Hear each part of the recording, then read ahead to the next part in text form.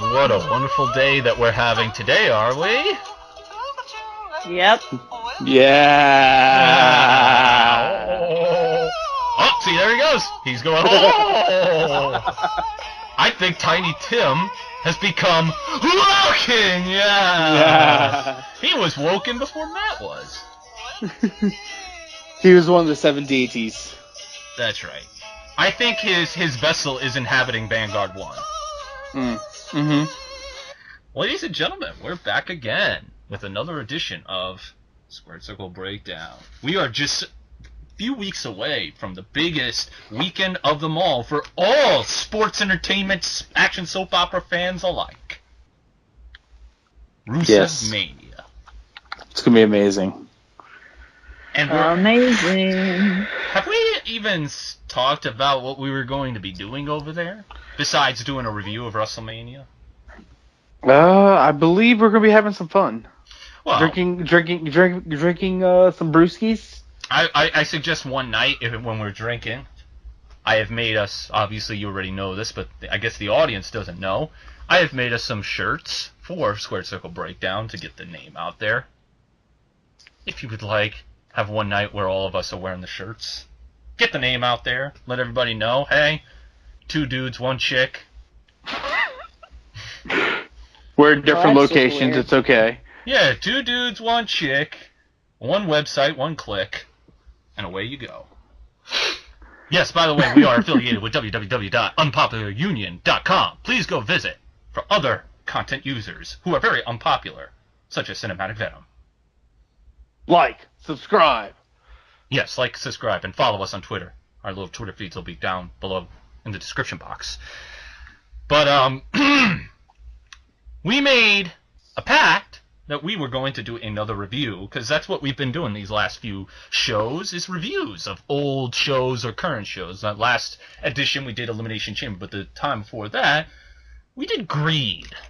WCW Greed, which was undoubtedly the greatest pay-per-view of all time, but we decided to go one step further for you people, okay?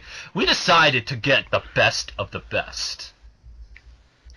That's right. The pay-per-view that lives in infamy, right?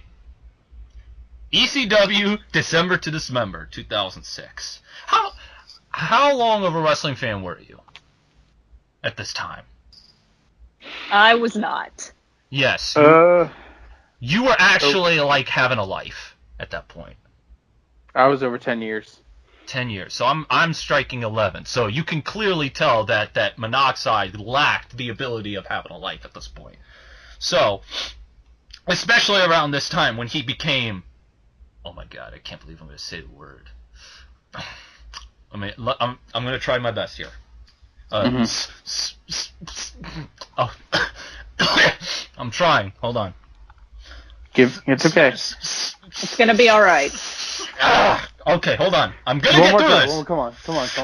Look, take a deep breath. Deep breath. Mark. Oh my god. My lips have been painted. Dude. That was painful, dude. Hit the spot, didn't it? Oh my god. It's disgusting. I threw up in my mouth a little. Oh boy. Just like when Vince McMahon watches Finn Balor win the world title, he just throws up in his mouth. He does. He can't stand it, guys. He can't. He probably threw up in his mouth the day of WrestleMania 30. I mean, not only did he have to deal with the streak ending, he had to deal with that vanilla midget in his main event. Why couldn't it have been Roman, damn it? Why couldn't it have been Roman? Or Diesel, damn it?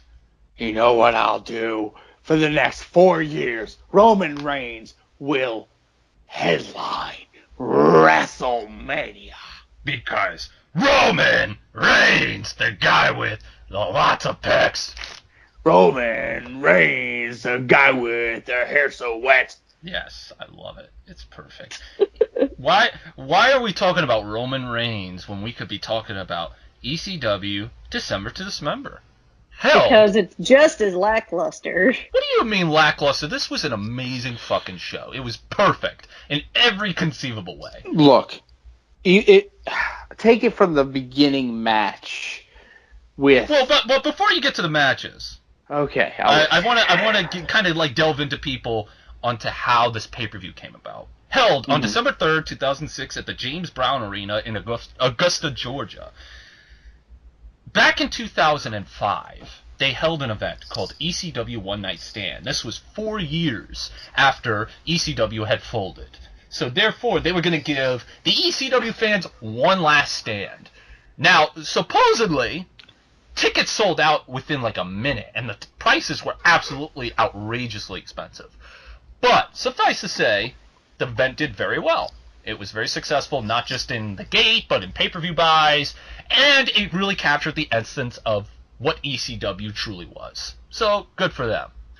The very following year, they decided to do another one-night stand, but this time it was a little bit different. This time they kind of integrated some of their WWE stars onto the show, mainly John Cena defending his WWE title against Rob Van Dam after Rob Van Dam cashed in his Money in the Bank contract. Probably the only one. Great match. I think he was the only one, if I'm correct, that cashed in fairly, other than John Cena.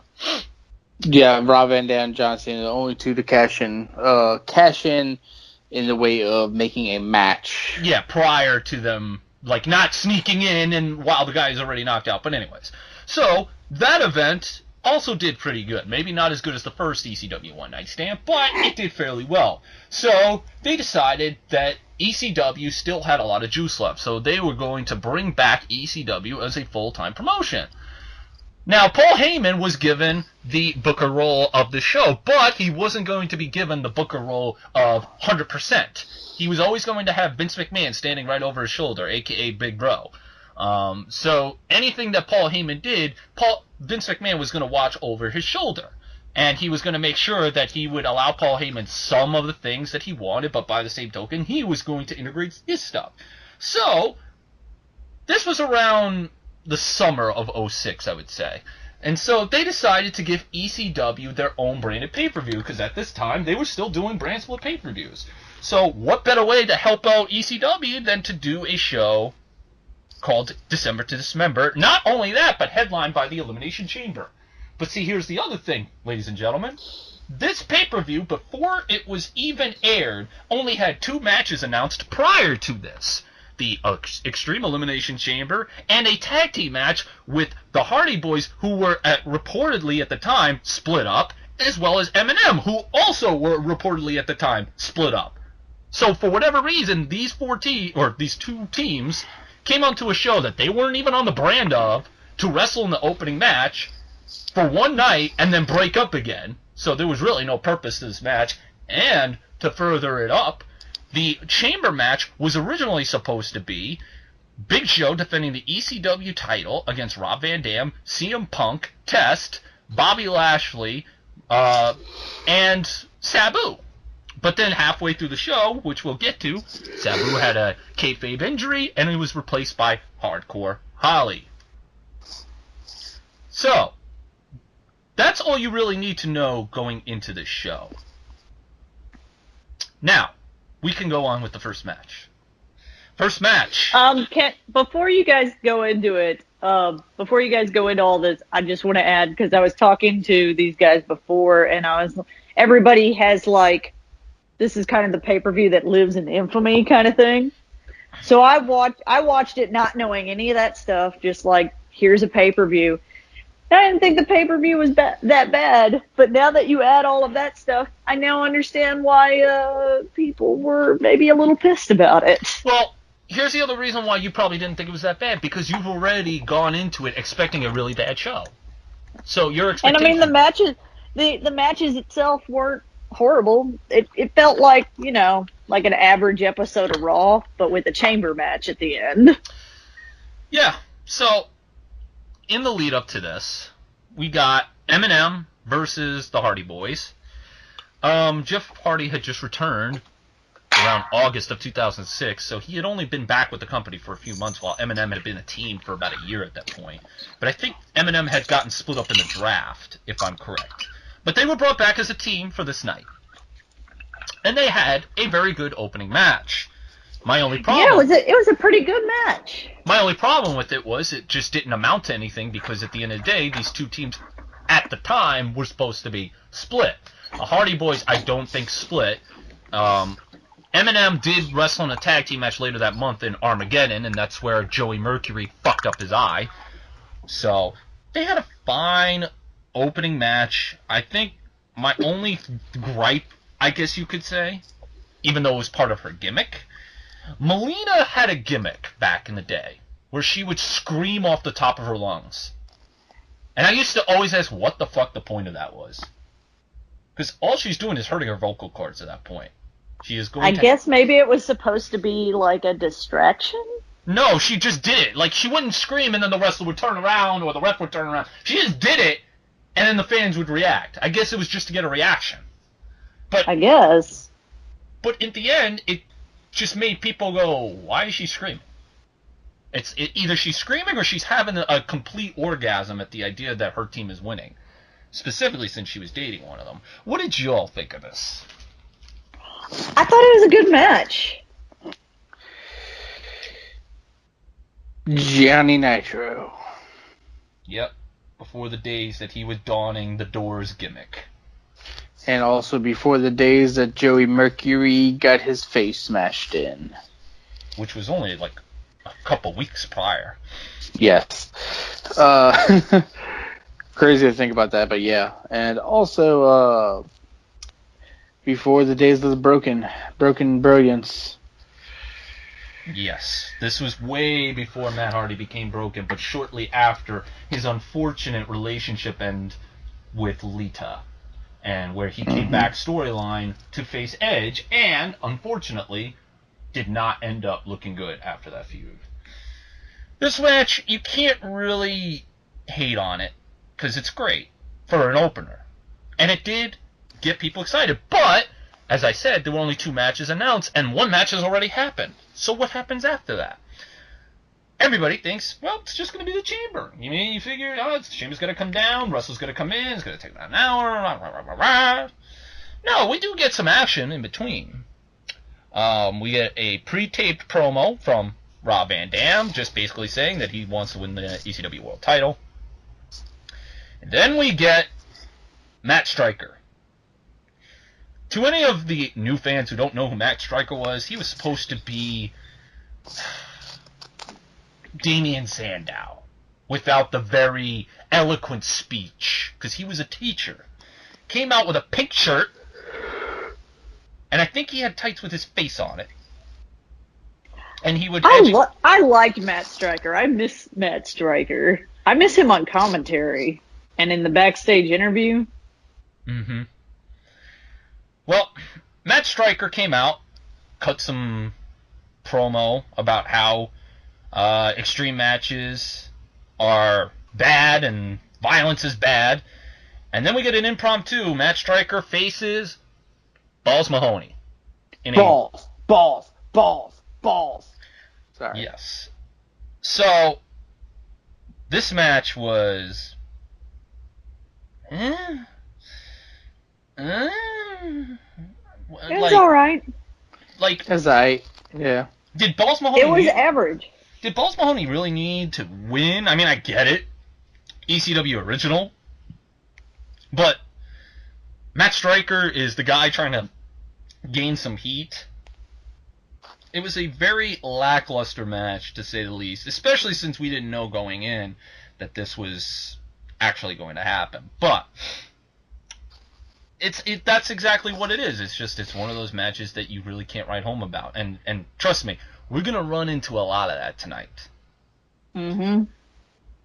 They show CM Punk warming up backstage, and then this is what I'm talking about. They show backstage Sabu knocked out. Okay? Sabu was an ECW original. He's usually, when you think of ECW, he's one of the names that you usually refer to, other than Rob Van Dam, Sandman, Shane Douglas. Help me out here. I know I'm forgetting names. Tommy Dreamer. Raven. I said Dreamer, Raven, who else? Yes. FBI. Well, yeah, Guido, yeah. New Jack, obviously Paul Heyman, the Dudleys, That's who you really associate with. But Sabu is also on that list. Sabu is like one of the ECW originals, and so he was one of the favorites to win as well. He gets knocked out backstage. And that's that. That's it. He just got knocked out. No reason. So, we get Elijah Burke and Sylvester Terkay coming out. Oh boy, the potential that Elijah Burke had. Many of you people probably... I remember Elijah Burke for like a second. Well, he would go on to wrestle in TNA, known as D'Angelo Dinero. And he showed that he can really... He's not exactly the best worker, but he's a great promo, if that makes sense. He was a great character. But he, at the time, carried this guy named Sylvester Terkay, who was a menacing person, looked like an MMA fighter, who didn't really talk much, but it didn't really amount to anything because, let's see, this is December. Within 6 months, Sylvester Terkay would be gone anyways. So all this hype and building Sylvester Terkay amounted to, you guessed it, nothing. So the FBI faces Elijah Burke and Sylvester Terkay. What did you think? I don't want to be the only one talking, because that's how I feel like I am right now. I mean, you have to go into the description of the match, so it is a lot of you like talking at the beginning, and us waiting for you to finish your description. Again, like it was all right. This was a match I really like, kind of zoned out on, simply just because I really didn't care about anybody in it. A lot of these matches felt like, like you're watching an episode of Raw, and like some of the matches you just zoned out on, and you're like, all right, I see who wins. Okay, cool. It didn't feel, this pay-per-view, other than like the big cage match at the end, didn't feel very pay-per-view-y. Like, it didn't feel big. Yeah, it's a pay-per-view they expect. Like, even the little pay-per-views in WWE, like, feel big. Like, you feel like, some change is going to happen. This didn't feel like that. Yeah, and not only that, they're expecting you to pay $40 for a show. Yes, that you don't even know the full card. So I can understand that why people were upset. You're expected to pay $40 for essentially, like, an average episode of Raw with a cage match at the end. And I mean, hell, there are cage matches in Raw, not Elimination Chambers, but still. So, that was his tag match, just to build Elijah Burke and Sylvester Terkay. Sylvester Terkay looks a lot like Rusev. I'm just saying. For a second, I was like, is that fucking Rusev? No. He looks like Rusev and Damien Sandow. He's a taller Rusev, if yes, anything. he looks taller. He's definitely taller than Rusev, but for a minute, I was like, is that Rusev? No, does he do anything anymore? Because I have not seen him. No. Like, in anything. No. Not anything to the point where he actually, like, made a buzz similar to that of Cody Rhodes and the Independents or anything like that. Not at all. He never came back. Never returned. The only thing I can tell you is that it seemed like they were going to try and treat him like their Samoa Joe because he does a muscle buster to Guido. So, yeah, it was a very boring match. So, right away, you got one great match that opened up the show and two boring matches. So, that's that. I almost hate when a match is not bad, but just boring. Like, I'd rather the match be bad, because then you, like, remember something about it. And can laugh. But if it's just boring, it's just, like, it's just there. Mm-hmm. It was, yeah, that's really what this was. And not only that, if you really think about it, I know I said earlier that Matt Striker should have won. And Balls Mahoney should have gone over. And I get that they put over Elijah Burke and Sylvester Terkay, because those are their guys. But it's like, it's weird to bring back an ECW branded pay-per-view when you're adding in originals as well as new guys, and you have a conflict of who's supposed to go over and who it isn't, because you still want to cater to your fans. The only guy I can think of that you brought into ECW that at the time I think the ECW fans would embrace, regardless if he wasn't in ECW or not, was CM Punk. The rest of these guys, nobody, it got over like a fart in a church. So, with that said, any other thoughts before I continue? No. Like I said, I really wish it was the circumstances of the pay-per-view were bad, but I really wish the pay-per-view was like bad. It's not bad, it's just there. Well, I like Guapo's thoughts better, just a big old sigh. Pretty much. Yep. That's Thank you. pretty much Thank you. pretty much what I said. It was a You big said old it, but sigh. you said it like in Damien Sandow terms with all the words. Yes, I did. So he just said it more like Ryback. So there was a video of Sabu getting put into an ambulance. Rob Van Dam and CM Punk are just wondering what the fuck happened. Here we go again. Daivari comes out with the Great Khali. He did the promo in his native language and didn't do it in English just to piss off the fans, excuse me. And we get Daivari versus Tommy Dreamer. Hooray. I am so excited for this. Just the thought of Daivari versus Tommy Dreamer. It's like the best match ever, right? I think this is on par with Jenna Maraska and Sharmell at Victory Road. Because That's a very bold statement. I think those are the matches that stand the test of time. Like, if WrestleMania ever decides to do, like, a video package for 34, they need to include clips of that match. Specifically this one, too. There was one point where they sent Khali to the back to try and stop him from distracting, but yet Daivari still won with a roll-up anyways. So it was like, why do you need the Great Khali if you could still win anyways? This is so genius. What's there to say? Genius is a word. I don't know if it's the word I would use, but it's a word. It's a word that could be thrown out into a podcast where three wrestling fans have no fucking clue how to even review this show. Exactly. It's a thing. It's a thing. Exactly. But it was there. After the match, Dreamer chased Daivari. Khali stopped him, gave him the two-handed choke slam on the stage. And that was that. Dreamer got destroyed. So let's recap. Dreamer got destroyed. FBI got destroyed. Sabu got destroyed. What do they all have in common? They're all Got ECW destroyed. originals. Yeah, so the only one that escaped the death of being destroyed was Balls Mahoney. Okay. So, Balls.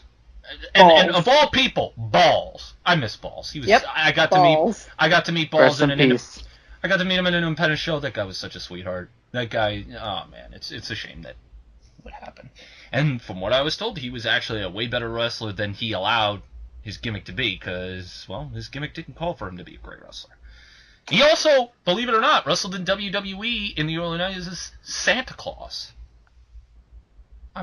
Cool. Santa Claus. Think about that. Cool story. WWE had a gimmick called Santa Claus. This is around the time where everybody had an occupation for their gimmicks, such as plumbers, trashmen. It's just... Is Santa Claus an occupation? Well, I mean, you're wearing a red suit and you're going out and delivering presents and you're building them. I mean, you're virtually a toy maker. I mean, he probably don't get paid to do it. He's doing it out of the kindness of his heart, but I guess you can call it an occupation or a hobby or something. Okay, are we going to argue semantics here? Yes, we are arguing semantics. Paul Heyman was backstage to let basically Carl Holly know that you're going to replace Sabu. So, ladies and gentlemen, your replacement for your ECW original that was supposed to headline this show is Sparky Plug. Woohoo! Now I'm really marking out. Sparky Plug? That was Hardcore Holly's first name in the WWE. All right. Remember what I said earlier? Everybody had to have an occupation? Hardcore Yes. Holly debuted in WWE as Sparky Plug, and his gimmick was he was a former NASCAR driver. Oh, that's not what I would have guessed off, but close. Well, because back at that time he actually had long, brown, flowing hair. As opposed to the hair that you see him today, where it's pretty much similar to that of Slim Shady's.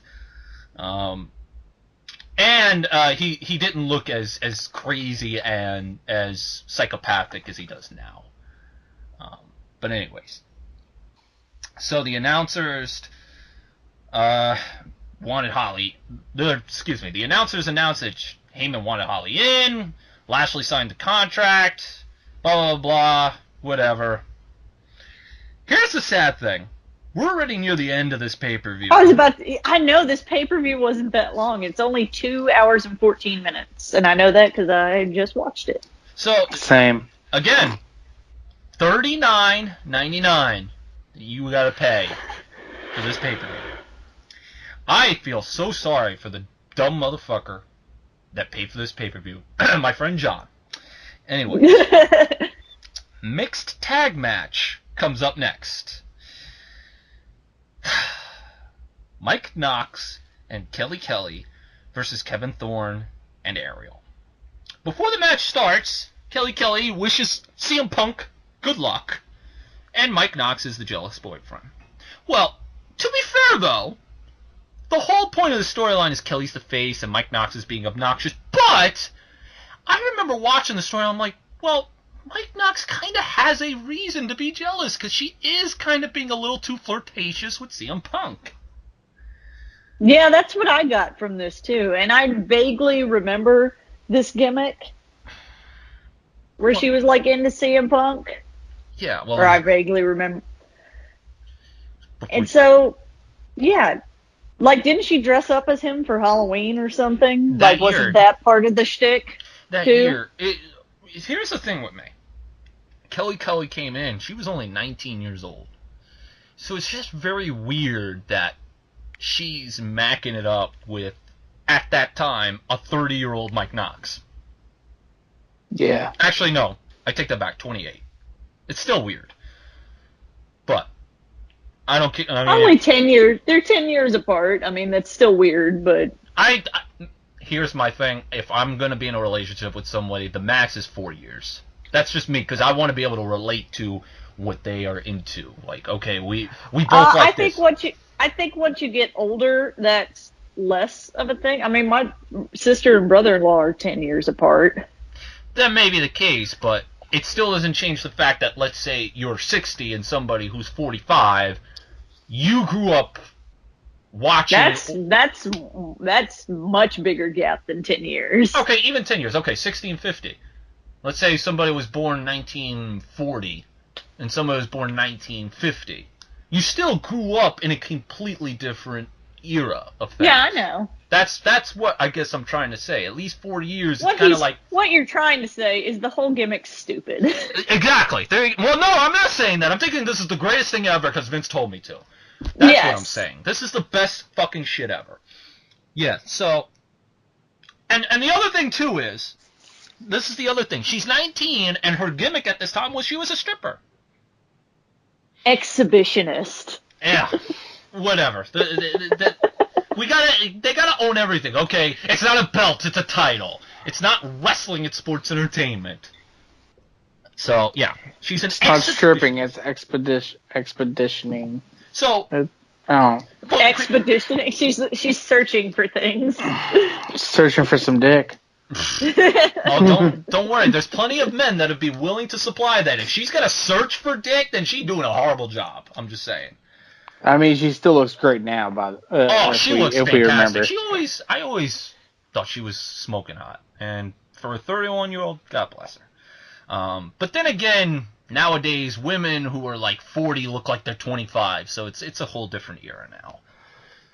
But anyways, the weird thing is that Kelly Kelly, while she's use the politically correct term, exhibitionist, Years later, when WWE decided to change their image and go a little bit more PG, she became the girl next door. Yes.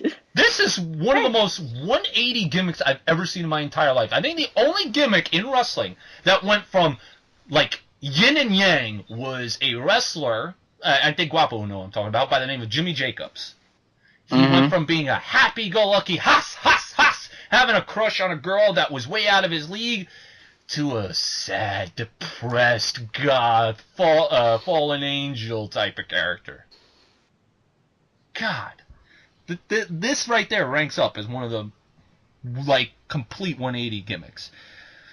Alright, so now that I've already ranted enough about the other unnecessary shit about this, now we have a match.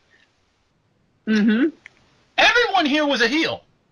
Everyone here was a bad guy. There was no good guys. Maybe Kelly, but I don't even argue that she's a good guy because she's flirting with another guy. She's being a hoe. Yeah, right before the match starts, Right she says, I would like to wish CM Punk good luck. Right in front of his face. So how do you feel like Knox is being an asshole in this situation when he's really like, hey, I'm here.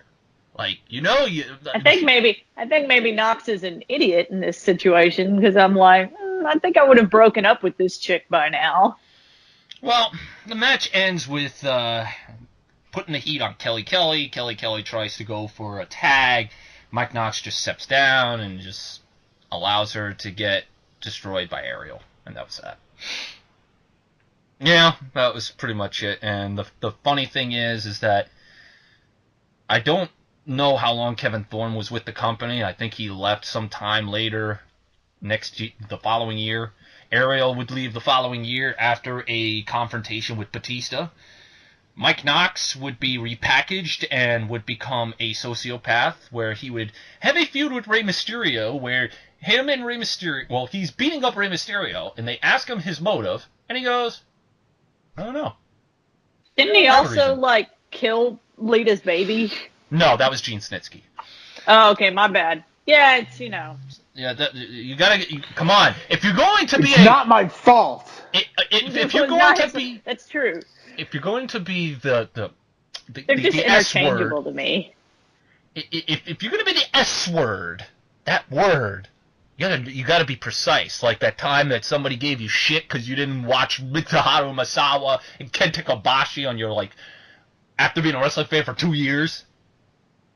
I don't think. Did I get shit for that? Yes, you did. I remember the first.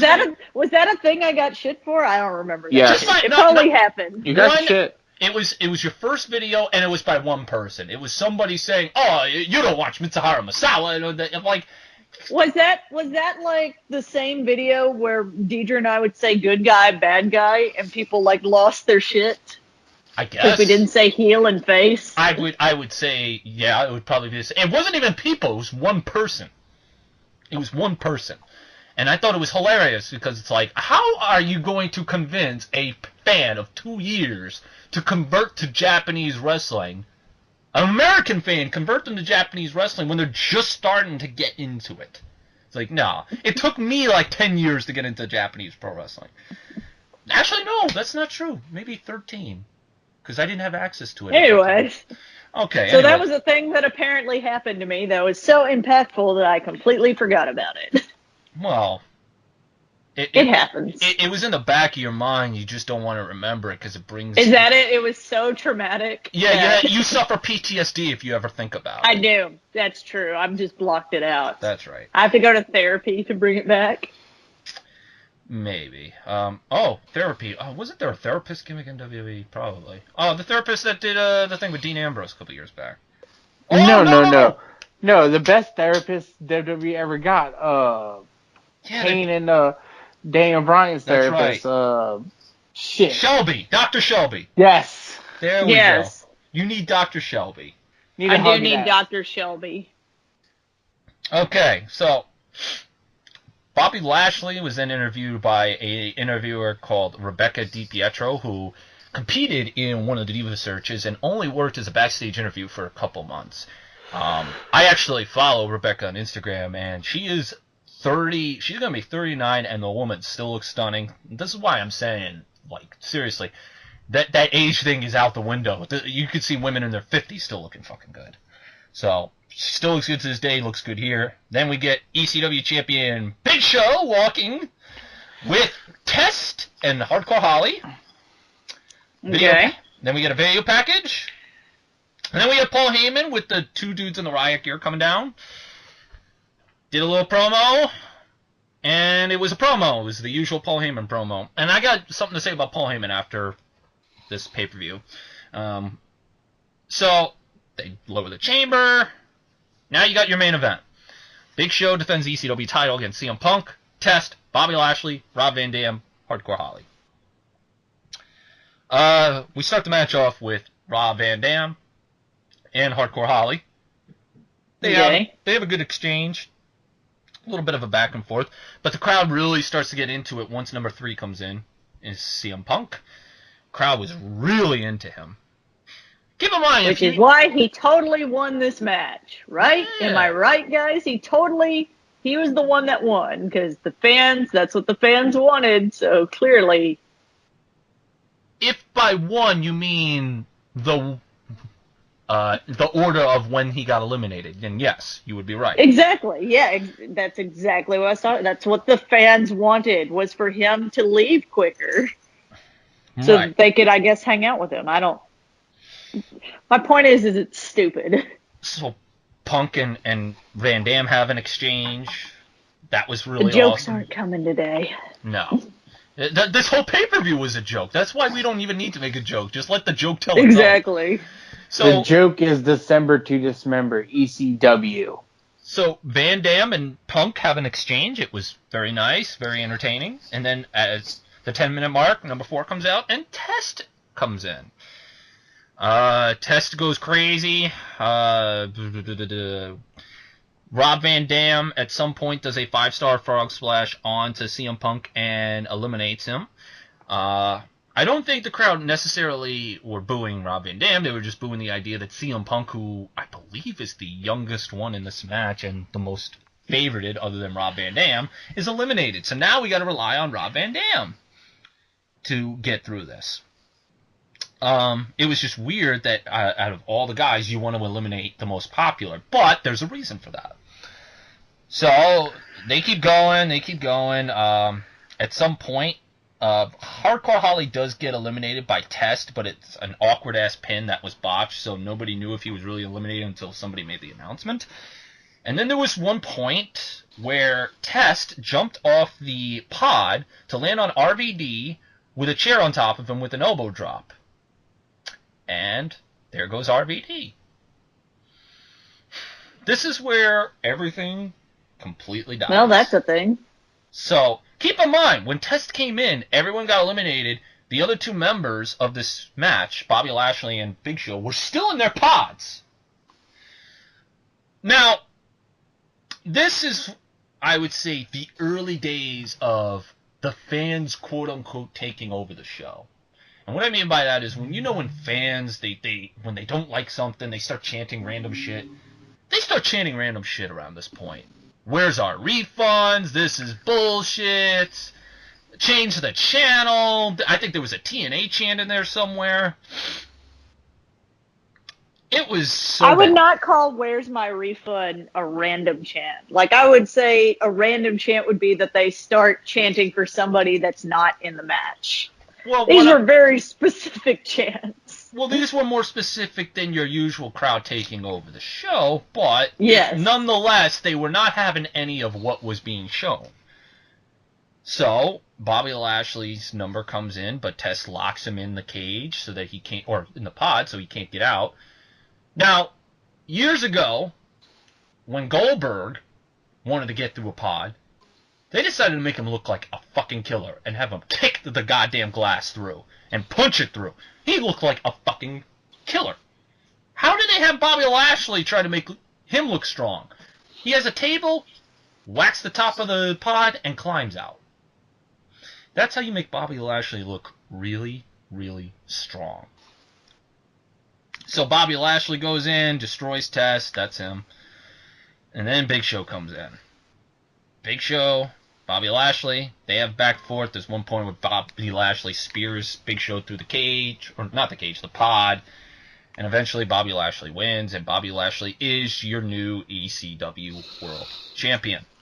And that's what everybody wanted, clearly. See, back in that time, I was such a big Bobby Lashley hater, and nobody could figure out why. Like, literally, every complaint that you have for Roman Reigns could have easily been the same for Bobby Lashley. This guy was, like, limited on the mic and was being pushed just based on his look alone. Just his physique. And he was getting main event spots with guys like Donald Trump and the Boss over guys who were much more polished, much more flourished as performers, whereas Lashley still was clearly green. And yet... Roman Reigns. I would say Roman is not as bad as Bobby on the mic, although he can be atrocious. Bobby was even He's gotten better. Not Bobby, Roman. He's gotten a little better. Bobby has too. Bobby, I heard, has. I can't say because he was working for another company that I don't watch. But I support Bobby now that I realize that he supported Daddy. That's a whole nother story. Bobby's the greatest wrestler of all time now. Now I don't even understand why they boo. I think everybody should have hopped on a time machine, went back in time, and reversed the crowd reaction just based on that alone. Exactly. That's what I'm saying. So, now keep in mind, the pay-per-view started at 8 o'clock. The show ended at like 10:15. That's crazy. That's horrible. You're paying $39.99 for a pay-per-view that only was 2 hours and 15 minutes. Now, that's almost as bad as, you paying all that money to see a, 10-second match with Brock Lesnar and Goldberg. What did you think of this match? I mean, I didn't think it was amazing. Like I said, I don't have all the feelings that everybody else did because I'm just watching it now. And, it was this whole thing was just kind of an average episode of Raw just because, it's barely more than 2 hours. You got 5 matches? Mm-hmm. So it's like an episode of Raw, and I guess, seeing it from the perspective of fans back then, I'd be kind of pissed if I paid $40 for this. Although, like you mentioned, I probably wouldn't have paid $40 after only knowing 2 matches. Now, this show only drew 90,000 buys. It's considered the lowest buy rate for any WWE pay-per-view in history, even lower than some of their pay-per-views in the mid to late 90s before they started the turnaround. But if you don't mind, I would like to derive a quote from Paul Heyman, because I said I was going to mention Paul Heyman. It was from an interview that he did with The Sun in 2008 regarding this show. So, bear with me if I screw up some of these sentences, but I just want you to get the feeling of how this pay-per-view was, not just within the fans, but within backstage. So this is from Paul Heyman, and I quote, "I thought the undercard was horrible. I thought that the design of the show itself made no sense. I just felt that the entire layout of the show, the entire complexion of the event was a downer. I also thought that we were doing Bobby Lashley no favors the way he was going to win the title. Lashley winning the title, especially if you eliminate Rob Van Dam and CM Punk early, would be leapfrogging over RVD and Punk. RVD was the sentimental favorite. Punk was the kid that all the crowd was getting behind, and they wanted to see the upset. If you don't appease the need for the audience to see the new hero gets crowned like Punk did the week before Survivor Series when DX let him say, 'Are you ready?' then the audience will feel ripped off. If you don't put that spotlight on Van Dam, with whom the paying customers have just taken this long ride back into the title chase, then the paying customer will feel ripped off. My opinion was to start the chamber off with Big Show saying, 'I'm a 7-foot-tall, 500-pound giant. I'm going to mow through every one of you,' and the first to take him on would be Punk. Playing to the fact that UFC is so hot and in the public consciousness, Punk chokes out Big Show in the first round of the Elimination Chamber 4.5 minutes in, and now the champion is out. You know for a fact, before any two contenders lock up, I'm getting a new champion at the end of this match. Then the first guy to come out after Big Show versus Punk would be Van Dam. You let Van Dam and Punk fight it out, and then you start feeding into the heels. Vince hated this. He especially hated the fact that Big Show liked it. Big Show, and this is what he was saying in regards to Big Show is so underappreciated in terms of how smart he is into the business and how willing he is to make new stars. Vince wanted all babyface out of the way for all the spotlight on Lashley, and for Lashley to do a Goldberg-style 2-minute squash of the Big Show. At that point, not only did I realize that this is going to suck, not only is everyone going to throw this back at us, but this show is going to run short. And during the show, I pointed all this out to Vince, which just angered him even more, and he didn't care. His attitude was, when this broadcast is over, people will see a new champion. They will have a new hero, and they'll all be happy. When I went to Vince right before I went out to introduce the chamber, I pointed out again to him, Vince, this show is horribly short. I had this idea of getting 15 minutes out of the crowd, but Vince said, no. Just go out there and make your point and introduce the chamber. Which is why, when I was in the ring, I made the statement, ECW will live long after I'm gone, because I knew either when I went back into the dressing room or within the next day or two, it was time for me to leave. End quote. Well, that's basically what our feelings were. Now, More angry, but there was a promo cut by Paul Heyman after the show that was only aired on WWE.com that I can never find. I found still images of it, but I can't find this promo. It's a heartfelt, 2-minute promo where he's crying, and he's got blood all over his tie, and he's basically saying, this is the blood of my friend, this is the blood of somebody who fought for ECW, and he instated a rematch clause for Big Show for that Tuesday's ECW title match, where it was a regular match with no weapons and everything. Paul Heyman would then leave ECW shortly thereafter and not show up to WWE again for another 6 years. And Big Show would actually leave soon after that to rehab some nagging injuries that he was suffering and would not return to the company until early 2008 to build up his WrestleMania match with Floyd Mayweather. And that's that. That's ECW December to Dismember. Oh! I can understand why everybody was very angry at this pay-per-view, but as somebody who went in and watched this pay-per-view without any of that context, it was just like an episode of Raw or SmackDown or something. And keep in mind of this. Bobby Lashley, who was the guy that they were going to groom as basically the number 2 babyface right behind John Cena, he would go on, as I said, to headline WrestleMania with Donald Trump against Umaga and Vince McMahon. They would not be the main event, but they would be a main event of the show. Bobby Lashley would then feud with Vince McMahon over the ECW title. Vince McMahon would do his job to try and get Bobby Lashley over as a babyface by conquering him. Bobby Lashley had one WWE title match against John Cena at the Great American Bash, which was actually a pretty good match. But then was the side note. That was the Raw after that pay-per-view was the first Raw I ever watched. The more you know. And after that, Bobby Lashley had to go away for shoulder surgery because he had a nagging injury that was affecting his work. He was out for the remainder of the year, was due to come back sometime in early... and then he never came back. Never came back. I think I'm not sure if it had anything to do with Michael Hayes or the departure of his girlfriend, Crystal Marshall.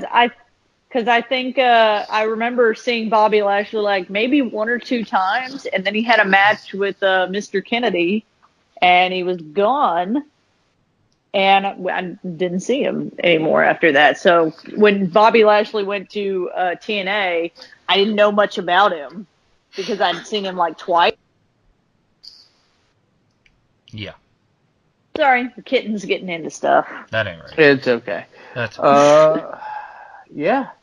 So, just a little note for you guys. Next week, we will be reviewing Fastlane.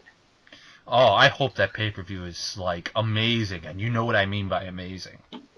Okay, I think it's going. I feel like it's going to be that level of quote amazing.